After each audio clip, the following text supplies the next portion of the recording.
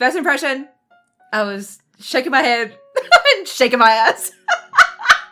I feel a bit more like kicking my feet. Ooh, don't be cringe to me, please. So hard for people on YouTube to understand this sometimes, but there's always got to be a bottom. Hello, everyone. Welcome. Today we have a fantastic video for you. Now, today we are going to be reacting to Sabrina Carpenter's latest album, Short and Sweet. I am a fairly new Sabrina Carpenter fan. I kind of didn't really listen to her music actively until Feather came out, and then we saw her at the Eras tour, and then golly, our love affair with her just went crazy, didn't it? So today we are going to be listening to the album, and not only are we going to be listening to the album, we're actually going to be doing a first impression ranking of the album to see what we think about it. Now, Sabrina Carpenter's Emails I Can't Send album was one of the first albums I actually did a weekly kind of review for. This year I've been listening to one new album from an artist that I'm not familiar with a week. That was how I actually initially got into her music. So it only felt right to react to this album, especially because she's sort of in the sphere of artists that I talk about on this channel already. So it kind of just made sense that we were going to do this today. So are we all ready? Now, with my ranking and listening to this album, I wanted to share with you kind of where the ranking is. So in our top spot, we have Best Thing I Got. Now, these are all Sabrina Carpenter song titles. I feel like this is kind of self-explanatory. These are the cream of the crop. I kind of anticipate having one or two songs here. I don't want to flood the top unless the album is just a standout. And then we've got Almost Love. So for the songs that aren't like tippity top favorites, but they're really, really good, they go there. Can't Blame a Girl for Trying is, yeah, I like it, but like it's nothing that I am feeling super like is gravitating towards me right this second. Emails I Can't Send is for songs that I'm not really gelling with, but I'm not in the business of making a big deal about it, in the sense that like I'm feeling this way, but I'm not gonna hit send on it. And finally we have Nonsense. I really don't anticipate any of the songs going there. When I originally reviewed Emails I Can't Send, the deluxe version, nearly every song on the album was liked, if not every song liked on Spotify. So I anticipate it being the exact same for this album today. All right, so without further ado, let's get into it. Our first song that we're starting with is Taste, which is the, like I said, the single that is coming out with this album.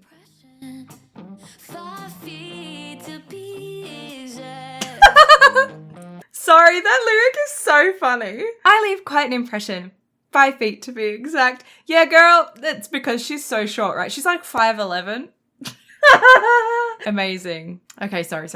You're wondering why half his clothes went missing, my body's where they're at. I learned this with this album coming out. I've seen things on Twitter and things. I didn't actually realize that last year Sabrina Carpenter and Shawn Mendes were kind of seeing each other. And I obviously knew that Camila Cabello and Shawn Mendes were kind of on again, off again, romantically linked. But yeah, I had no idea about that. And I think a lot of people are anticipating that this album in some capacity is going to talk about that relationship. And I think that lyric already is kind of, we're already kind of discussing it.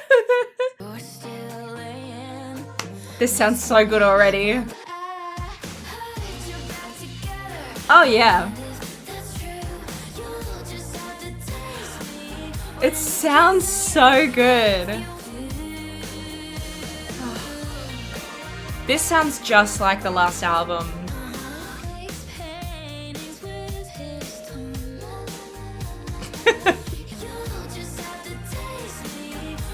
It's so fun and lively.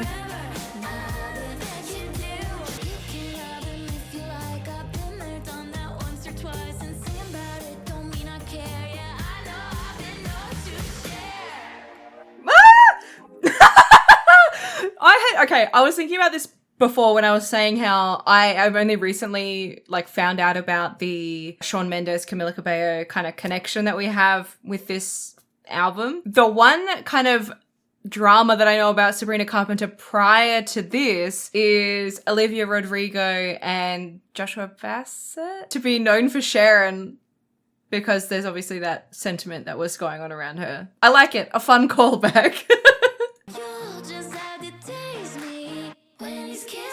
Oh, yes. So fun.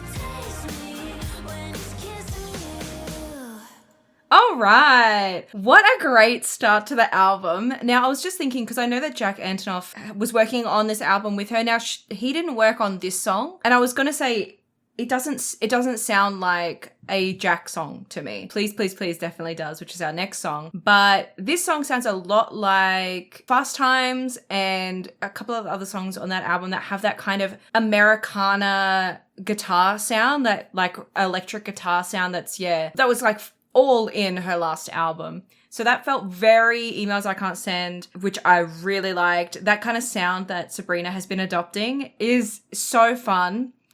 You can really tell. Now, a lot of people know this now, but a lot of people think since Espresso, Sabrina Carpenter is like some new little pop darling that happened out of nowhere. This is her 7th album.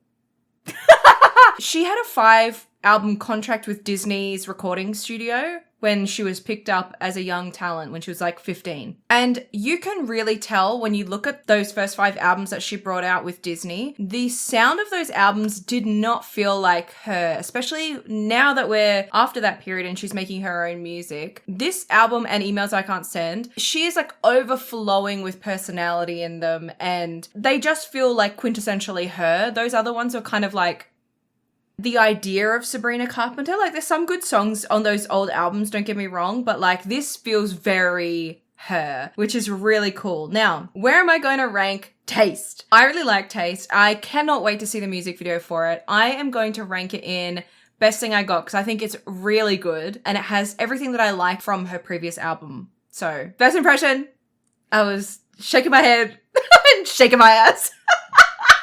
So next up we have Please, Please, Please. This song has been out for a while now, so it's just going to be me jamming. I think most of us have heard it by now. It was the next single after Espresso, so when she had been fully launched, like completely into, to quote Mariah Carey, she was in our George Foreman. She really was in our grill. I can't imagine people don't know it, but we'll listen to it anyway. Now, this one was produced by Jack Antonoff, and I think it really has that signature kind of Jack Antonoff sound that we have all come to know and love.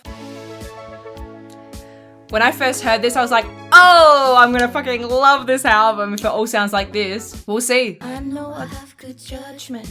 I know I have good taste. It's funny and it's ironic that only I feel that way. I beg you don't embarrass me, motherfucker.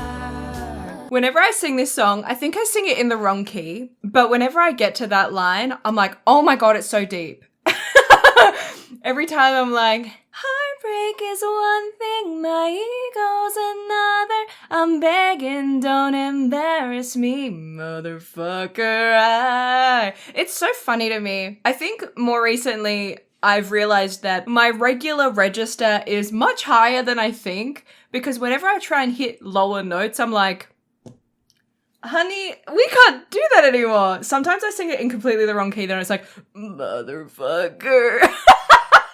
I just can't hit the note.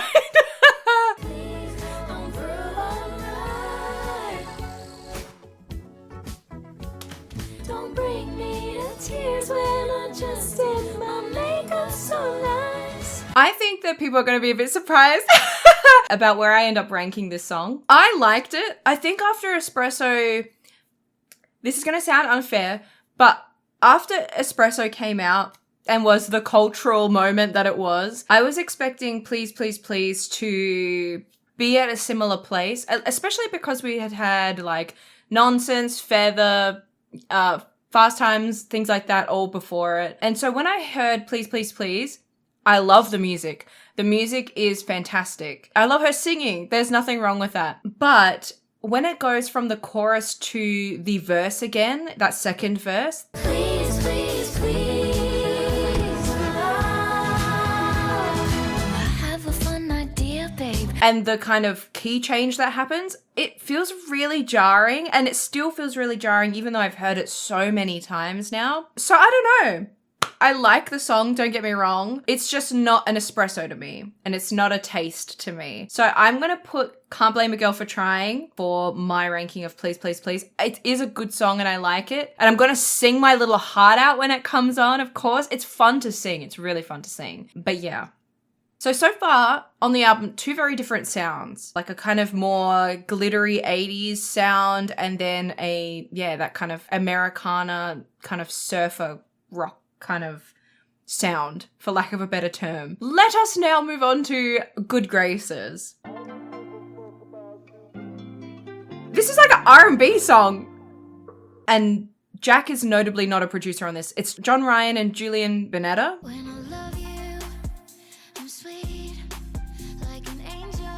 Okay.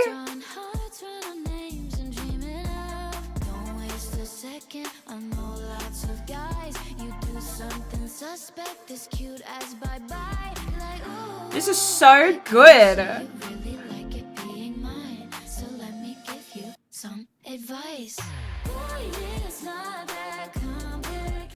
That chorus sounds like, what is it? At night, I think of you. I want to be your lady, baby. You know, the song that went crazy on TikTok for a little while, a few years ago?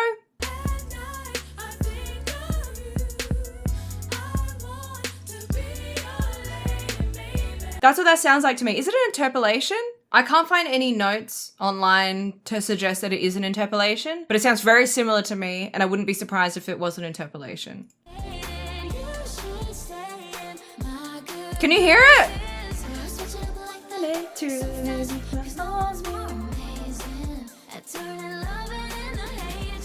Ah. It's so cute. I'm gonna annoy the shit out of everyone. I'm just gonna run into rooms. I don't give a fuck about you. I can already see myself becoming very annoying with this song.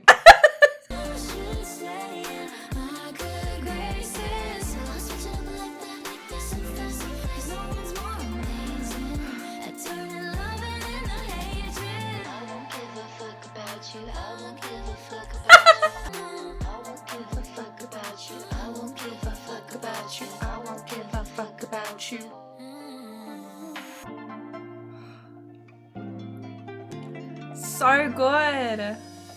That really, I really loved that, first of all. There's a sound that I have been craving a lot lately, and I call it my pool tunes.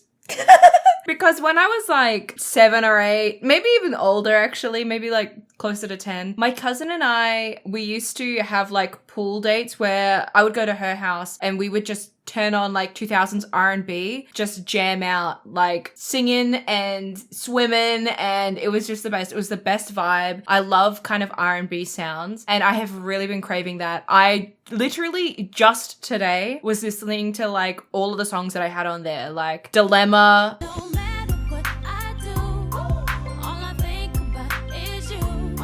Mariah Carey songs.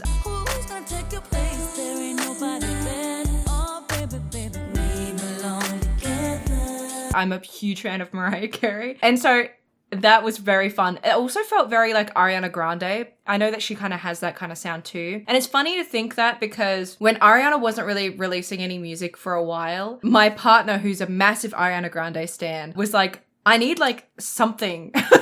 I need some music to satiate me. And then Sabrina Carpenter kind of came in the mix and he was like, thank God.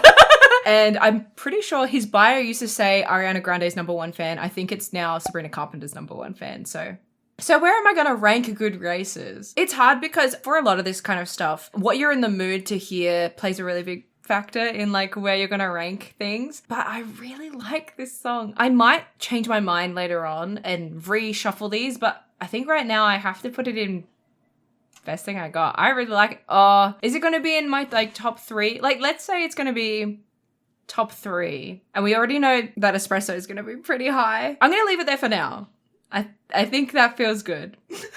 Next up we have Sharpest Tool, which is our 4th song. This one was produced by Jack Antonoff, so I anticipate a more synth-heavy song for sure. Not at all.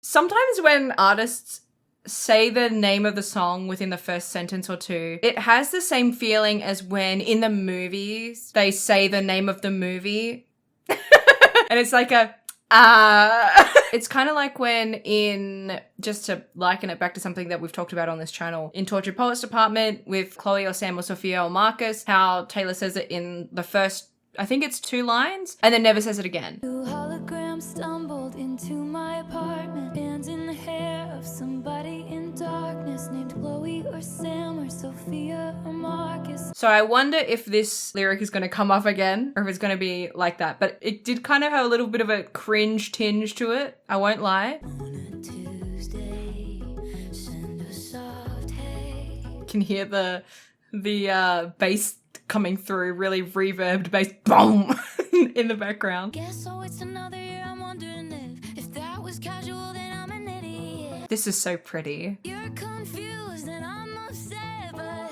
we never talk about it. We never talk about it.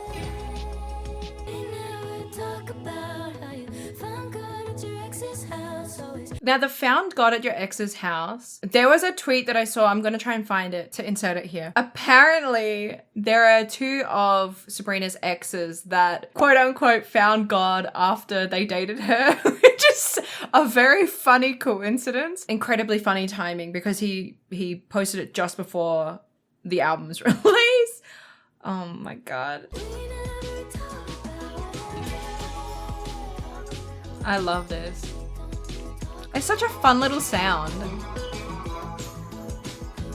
And the guitar. Made sure that the phone was face down. Seems like overnight I'm just a bitch you hate now. We never talk it through. How you guilt trip me to open up to you. Speaking of the found God at your ex's house, someone's left a genius note. It's got a couple of likes, so I'm just going to say it. Apparently, the idea of finding God after sex is not a foreign concept, as many link the euphoric sensation of sexual pleasure to that of the divinity found within the Christian setting. This implies that Carpenter thinks that her partner was cheating, which is followed up by the later lyrics, phone was face down. This action is thought to be common throughout cheating or deceitfulness. Finding God also implies opening up. This line could be interpreted as Carpenter's partner being emotionally vulnerable and opening up to his ex rather than to her, his current lover. Made sure that the phone was face down shows that he doesn't trust her, and it can be interpreted as a barrier to open communication. This is a juxtaposition to her who was open to him, as she said in her later lyrics, how you guilt trip me to open up to you. I definitely like that second interpretation better. The like found God, meaning you like are confessing to God, and then that being like confessing your emotions, discussing your emotions, la la la, with your with your ex-partner and not your current partner. I really liked that song though. I liked the sound a lot. I was worried about it in the beginning. I don't know why, no real reason, but I did really like it. It's kind of, this might just be something I continually end up saying. It's got a similar vibe to some of the songs on her last album. As far as where I'm going to rank it, it does have that cringe lyric in the beginning. You don't, you can't get it past me, Sabrina. And like I said with the reference back to like Chloe, Sam, Sophia, or Marcus, she didn't say the lyric again. So I'm going to put that at can't blame a girl for trying. I liked it. It's not a standout just yet. Who knows? Who knows? It could grow on me, but I did really like it. Next up we have Coincidence, which is another John Ryan track, this time produced with Ian Kirkpatrick. I wonder what it's going to sound like. Every sound, I guess maybe Taste and Sharpest Tool have a similar sound, but other than that, the rest of them have all had very different like genre kind of choices. So I think this is going to be quite a varied album just based on those first 4 songs.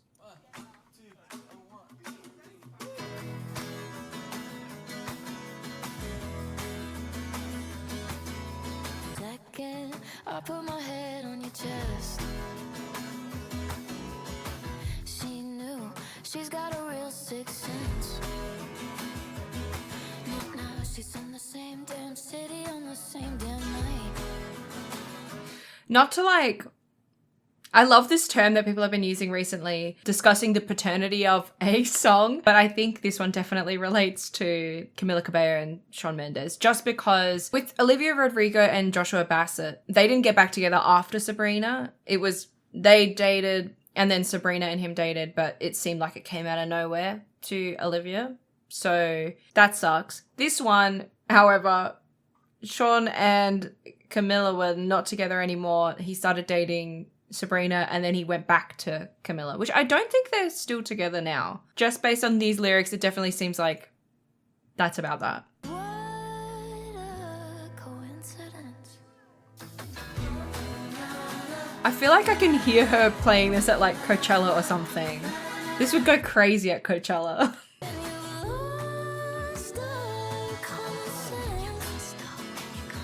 The little whisper.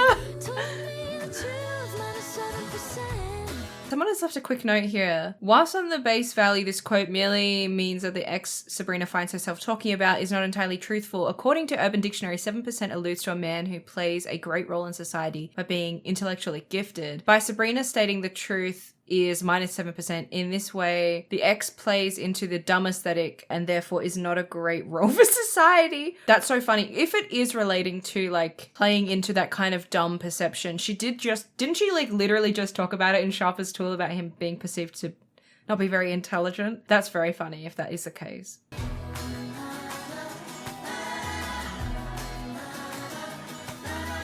Kind of sounds like a Harry Styles song. I can't think of what song I'm thinking of. I'll probably remember in post. Carry the feeling through Paris, all through Rome, and I'm still thinking back to the time under the canyon. Yeah, that definitely has a very Harry Styles feel. Car drove itself from LA to her thigh. Oh. Springs looks nice, but who's by your side? Damn it, she looks kinda like the girl you outgrew. At least that's what you said. I thought that song was really fun. I think knowing some of the tea does make some songs a little bit more enjoyable. Like, especially for concepts that I can't relate to. They definitely make it kind of sit a bit closer to your chest. I haven't been the Augustine in a Betty and James situation. I haven't even really been the... No, I've definitely been the Betty. I was going to say I haven't been the Betty. Bro, yeah, you have, idiot. Yeah, I can't say I've ever been in that situation. So having a little bit of context story-wise to the song definitely helps me. I know that a lot of people definitely don't like that people do that and don't like to look at who the songs are about or whatever. Just to kind of give a, like, okay, the artist is expressing themselves in this way. You don't know them. Don't pretend to know them by working out who the song's about. But to me, it helps me believe the story, kind of knowing a little bit more, even maybe if I didn't know the context of that relationship. I think just knowing about the thing that happened outside of the song itself definitely helps me. So I definitely think I enjoyed it more because I know a little bit more. And really listening to those lyrics, especially in the bridge, leaving LA and driving straight to her thighs and things like that. I was like, I liked it. The sound was kind of average to me. It was kind of nothing special to me, but I liked the story. She sounds great. I have no complaints about the way she's singing it. I also think I like all the little like cutie things where she does like call and response kind of thing with her music. I'm gonna put it in emails I can't send, which might be a little bit mean, but I'm feeling kind of a bit nothing toward it, even though I like it, but I'm feeling a bit nothing toward it. Do you know what I mean? I don't think it's as good as Please Please Please and Sharpest Tool to me, and that's that on that. The next song up we're listening to is Bed Chem. I'm seeing now, this is another one by John Ryan and Ian Kirkpatrick. So far, there's only been 2 Jack Antonoff songs. And from the way that people talked about it, I thought it was going to be the whole album, more or less, was going to be produced by Jack. It's not feeling that way. It's definitely feeling more like her. I have got to find out who are her producers normally. Yeah, so John Ryan is like a pretty regular collaborator with Sabrina, it seems. Julian Bunetta seems to be a like frequent collaborator as well for like her hits, funnily enough, especially in this kind of new era of Sabrina where it's like her music. It's definitely John and Julian. They're kind of the guys that she works with normally. I anticipate it sounding a lot like her previous album, which means that I'm gonna like it a lot. Oh, yeah. Like one guitar riff through her, I'm like, oh, that's gonna be a hit. I'm 6 seconds in and I'm already like, is this gonna be the next song that's in the top spot? Maybe. Oh, I fucking love this kind of sound. I was in a sheer dress the day that we met. We were both in a rush. We talked for a sec. You friended me up so we could connect. And what are the odds? You sent me a text and now the next thing I know, I'm like, manifest. That's your oversized. She's so cheeky. Who's the cute boy with the white jacket and the thick accent? Like, Barry. come right on me. I mean camaraderie. Said you're not in my time zone, but you wanna be. Where art thou? Why not upon me? See it in my mind, let's fulfill the prophecy. Oh my god. But I bet we'd have really good band cam. How you pick me up, pull it down, tell me when I'm gonna just make sense. How you talk so sweet when you're doing bad things. I bet we'd have really good. Oh. Do it again. Sounds so good. That kind of like 2000s R&B sound. I love that shit. Oh my god, I love that song so much. Okay. I'm nervous. I think I'm gonna have to move things around if I anticipate them not all being in the top spot. But that sound, just like Good Graces, is exactly what I've been craving recently. And you guys know that for some reason, all of my favorite songs are either about cheating or like raunchy sex. Or the idea of sex. That song's going straight to Best Thing I Got. I loved that. Next up we have Espresso. Now everyone and their mum has heard this song. My mum certainly has heard this song. So we are going to listen to it, but you know, this is not my first impression by any means. I've listened to this song I don't know how many times. I'm pretty sure that my partner has in his Twitter name Espresso Era. So I have been hearing this song every day in the car with him pretty much. And actually thinking about it, before we listen to Espresso, when I heard Espresso and then Please Please Please, knowing that these songs sounded pretty different, I was like, how the fuck are these both on the same album? Like, what kind of overall sound does the album have that these songs make sense on the same album? I'm kind of seeing, other than that kind of like R&B sound, we have still that kind of Americana, for lack of a better term, sound that's in the rest of this album. And so I can kind of see sort of where this fits with that, like between the kind of funky R&B sounds, this kind of pop song kind of makes sense, I guess. It definitely doesn't feel out of place, which I was worried it might, kind of like Yes and on Eternal Sunshine. That song fucking doesn't fit the rest of the album at all. So I guess, I mean, we're going to listen to it, but the girlies, we all know this song. Let's go. Now here, think about me every night. Oh, isn't that sweet? I guess so. When they act this way, I know I got 'em. I have been so annoying with my partner with this. Yes. Yes. Yes. Holy shit. Isn't that sweet? I guess so. Anyway, bop of forever. Definitely the sound of summer. I kind of am surprised, just on a tangent, that this album didn't come out earlier in the year, just because we're kind of at the end of summer. Like, this album we had all kind of anticipated, especially with Espresso, that was going to be quite a fun album, and so far it has been pretty fun. Certainly not as fun as Espresso's. It's really got crack in it. I don't know what they did to make it sound like this, but all of her like current hits are with Julian Bunetta, so I guess she just knows she works with him and something amazing pops out. We'll see. We'll see where the rest of the album goes, I guess, in terms of fun. Maybe this is more of a late summer vibe album and not just full summer, but the front cover certainly is giving summer. Hold on, before we get moving, where am I going to rank Espresso? I'm going to put Espresso in Best Thing I Got. I'm not going to put it at the front, but just to be upfront with you, I think it's the best song on the album. We'll wait and see. I mean, I still haven't heard half of the album, so. Next up, we have Dumb and Poetic. We're not giving up on poets yet this year. The time of the poet is now. This is only a 2-minute song, pretty much. 2 minutes 13. Holy shit. You're so dumb and poetic. She's done it again. Not a sharpest tool. Is she gonna say dumb and poetic in the rest of the song at all? Get your votes in now.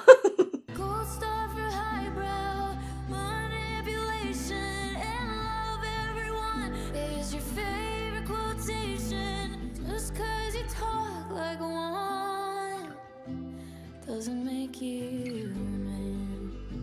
And I promise the mushrooms aren't changing your life. Now, I just had a quick look at the Genius note to the line, and promise the mushrooms aren't changing your life. Apparently, Joshua Bassett spoke on Zach Sang's show, I think up for his upcoming album. Or is it already out? I don't care to know. I'm not listening to it. He talked about on that show his experience using mushrooms to help him find Christ and put his life in perspective. I'd write a song about this too if I was her. That's stupid as shit. It's not stupid as shit to do it, but it's stupid as shit to talk about it like it's like you're the only person who's done it, or like you're special for doing it, or like anything like that. Just 'cause you act like one doesn't make you a man. Just 'cause you leave like one doesn't make you a man. I love that last lyric, like changing up the line that she'd been saying throughout the whole song. The just because you act like one doesn't make you a man. Does she change it every time?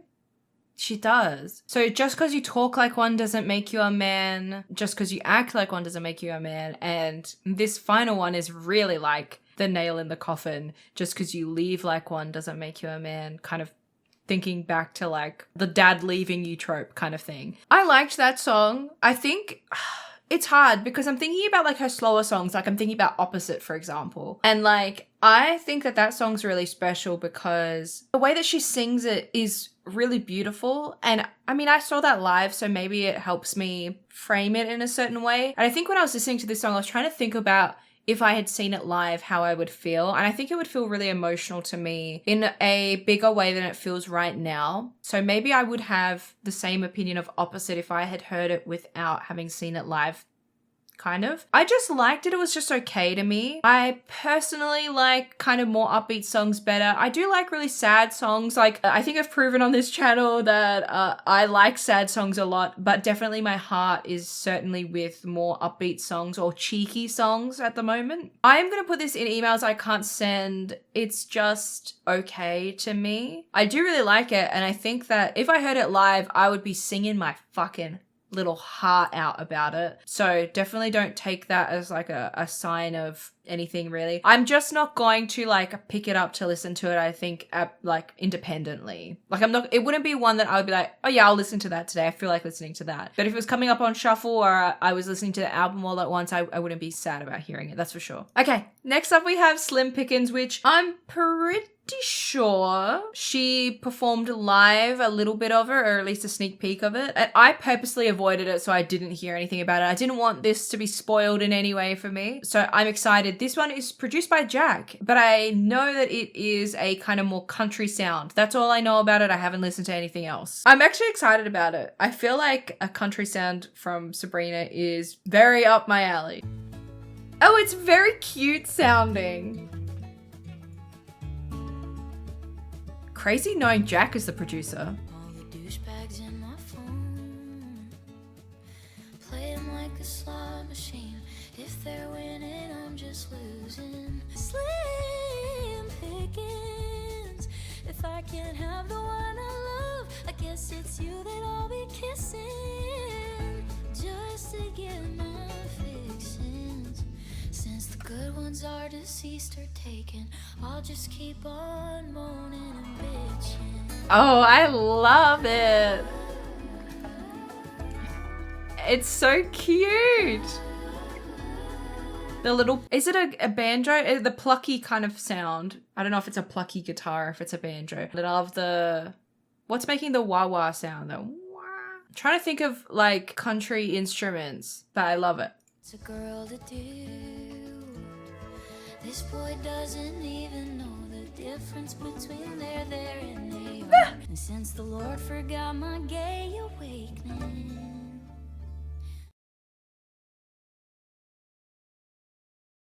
Lord, give her that gay awakening. Let it come now.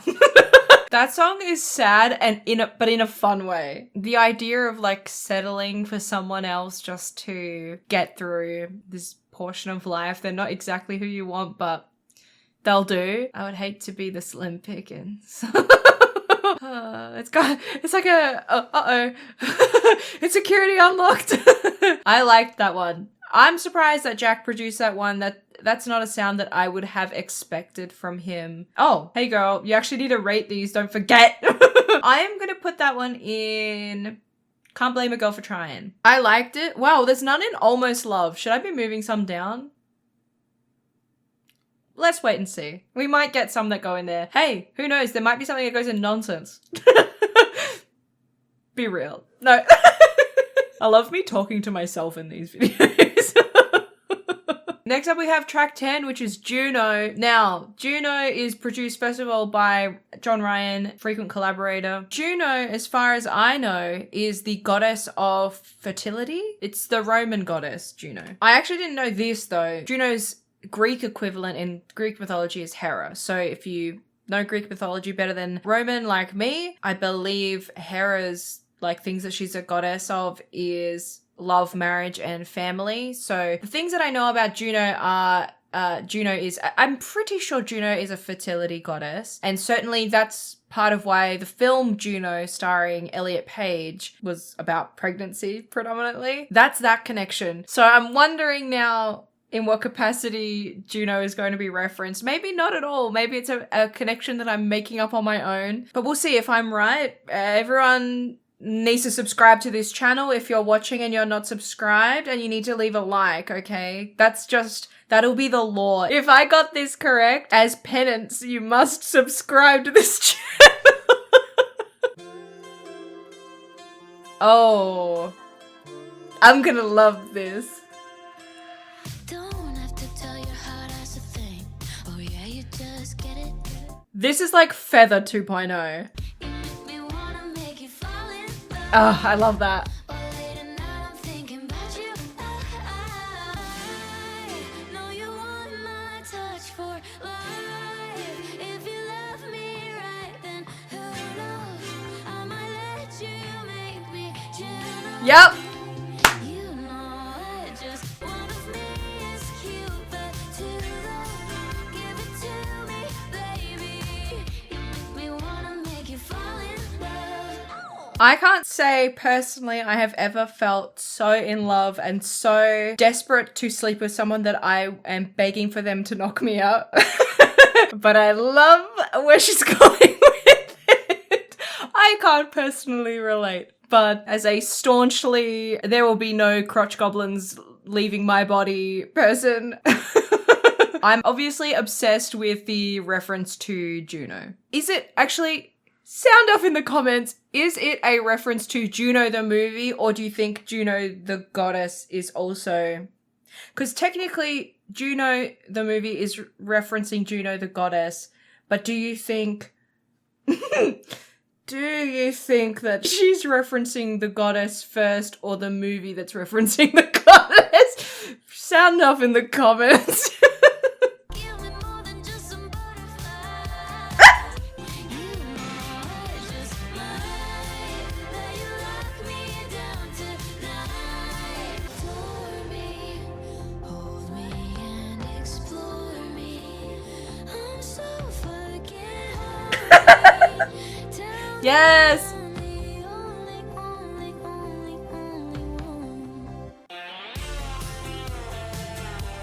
Yes. I feel like we've been missing this, like a instrumental break. Feels good.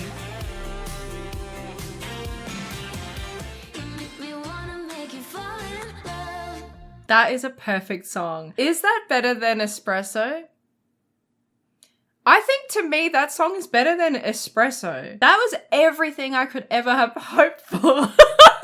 It's cheeky that we know and love about her. It's a great reference. I think it plays on all of the things that she's been kind of doing in the last 2 or 3 years of her career, like that just tongue-in-cheek lyrics. And I think in a way that's a little bit more clever. It's not just like talking about sex for sex sake. It's like talking about it in a way of, I don't know, it feels a bit more, I feel a bit more like kicking my feet. That's how I feel about that song. So that's definitely the best thing I got for me. Damn. Like half of the album just sitting in that top row. I'm trying to be like normal about all of this. I can't be. I'm really happy, I think, with all of these. Okay, second to last we have Lighter Girls, which is produced by Jack. He's back. Now we are getting toward the end of the album. New Fear Unlocked, number 10. Fantastic song. Didn't give me end of the album or back of the album vibe. I am scared though that these last 2 songs may give back of the album. Just to be open and honest with you, I have been very self-conscious about the way that I continually bring up the term back of the album, where I'm like, am I just being mean that I don't have like a, you know, I don't have much patience for the slower songs that end the album. Like they wind down too much. I don't get it. But I think I'm going to start leaning into it now. And actually, let's try and make it a colloquial term that if something is giving back of the album, it's just okay and it kind of is a bit womp womp. So you can use that in everyday life and not just in music. I certainly will be. Damn, you are giving me back of the album today. Who knows? Lighter Girls might be good and I'm getting ahead of myself. Don't swear on your mom that it's the first drink that you've had in like a month. There's no need to pretend.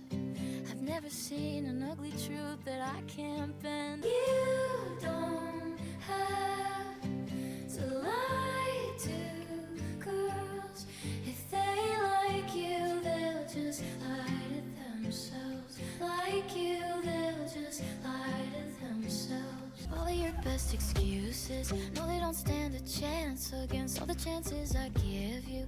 Isn't ideal, but damn, you don't even have to try. Turn you into a good guy. You don't have to lift a finger. It's lucky for you, just lie.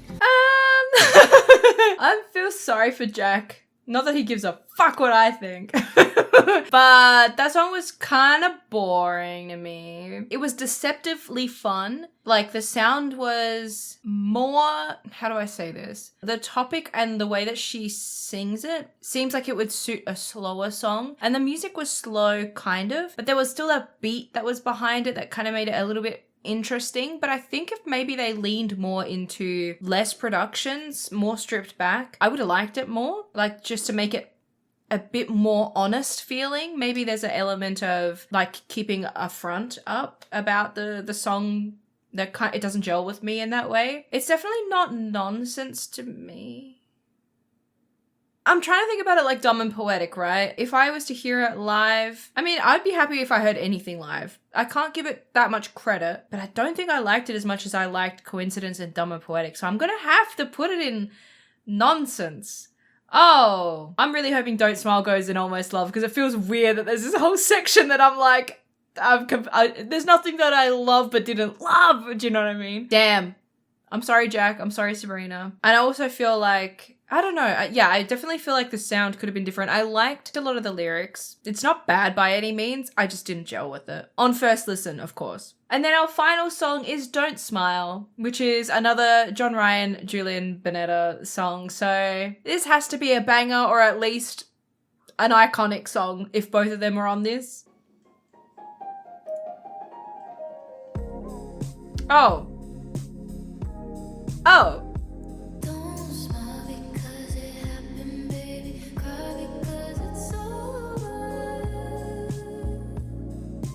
I loved that, the way that she sang that. Again, I'm like, oh no, she said the name of the song within the first. I can feel in this song though, she's going to sing it again. I feel like it's not going to be cringe. Ooh, don't be cringe to me, please. My heart is heavy now. It's like 100 pounds. It's falling faster than the way you love to shut me down. I don't smile because it happened, baby. Cry because it's over.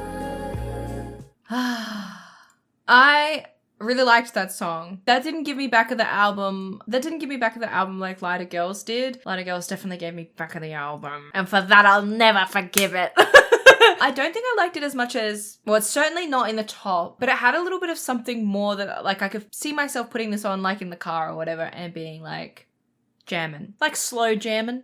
It has a little bit more funk and a little bit more flavor than some of the other slower songs. So I think I'm gonna put that in Can't Blame a Girl for Trying. I liked it. I certainly liked it more than Dumb and Poetic and Coincidence. Not that there's anything wrong with either of those songs. It's just a ranking. It doesn't mean anything's bad. I just, something's got to go on the bottom. You know what I mean? So hard for people on YouTube to understand this sometimes, but there's always got to be a bottom.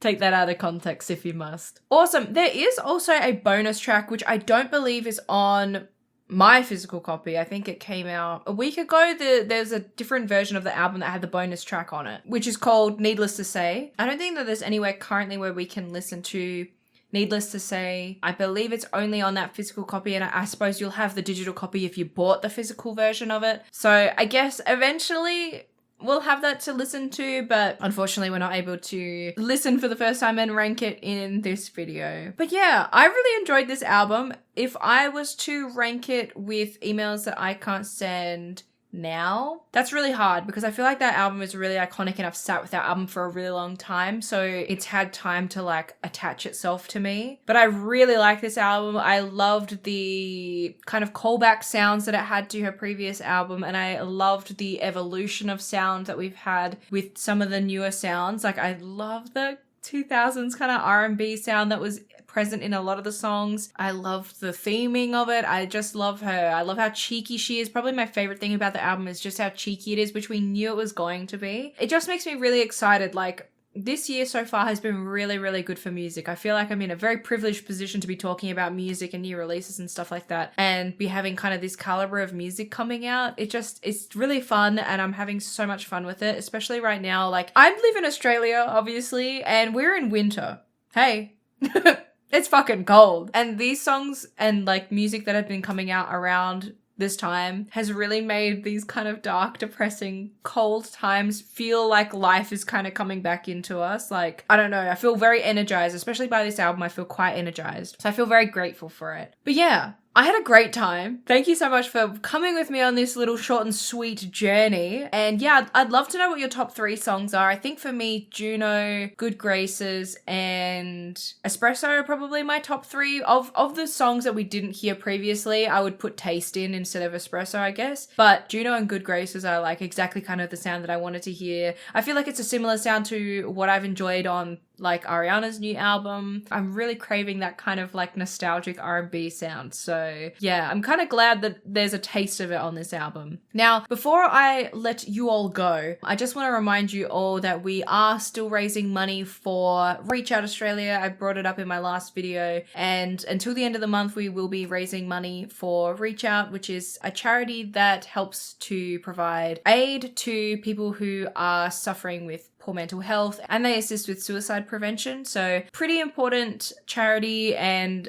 especially given some of the things that have been happening in my personal life, I feel very attached to this charity, and I am extremely grateful to them for talking to me and working with me to raise money for this cause. And today, actually the day of me recording this, Maybelline of Maybe It's fame has pledged to be matching donations up to $1,000 until the end of the month. So if you'd like to donate now and kind of give the most bang for your buck, any dollar amount that you give, they will be matching it until it reaches 1,000 or until the end of the month, whichever one comes first. So if you would like to donate and support that cause, that would be fantastic and would mean a lot to me and would mean a lot to them. Otherwise, thank you so much for hanging out with me today. I anticipate bringing out another video very soon. This will probably be one of the last videos that I film in this house. We are actually moving next week. So this one, and I think probably my next one, will be the last ones that you'll see filmed in this location. So